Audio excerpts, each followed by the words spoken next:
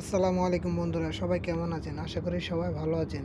আমি মোহাম্মদ সুমন। আজকে আমরা যাচ্ছি ঢাকা। ট্রেনের টিকিট কাটলাম, এখন ট্রেনে উঠব। আমাদের বগিটা অনেক সামনে, তাই আমরা হাঁটতেছি।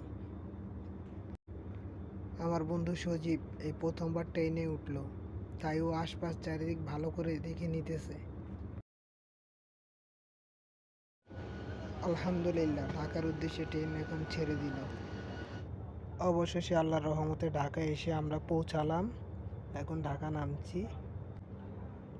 সজীব ঢাকায় এই প্রথমবার এসে নামলো, তাই ও চারিদিকে দেখতেছে। যেই ট্রেনে করে আমরা আসছি সেটা এখন চলে যাচ্ছে।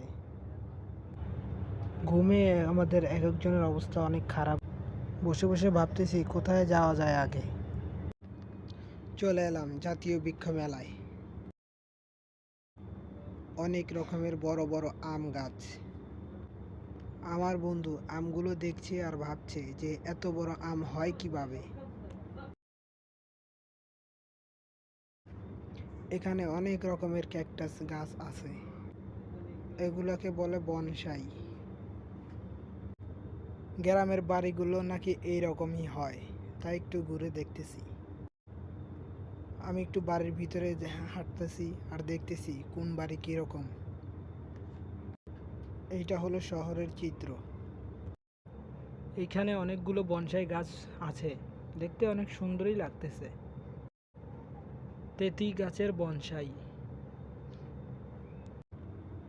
আঙ্গুর ফলের গাছ। এই ক্যাকটাস গাছগুলো অনেক সুন্দর। এই বনসাই গাছটার বয়স অনেক অনেক বড় আর অনেক সুন্দরও। এই বনসাইটা ছোটোর ভিতরেও অনেক সুন্দর। এই গাছটা দেখুন, সাপের মতো পেঁচানো। আজকের জন্য এই পর্যন্ত, আবার দেখা হবে আর আগামী ভিডিওতে। খোদা হাফেজ।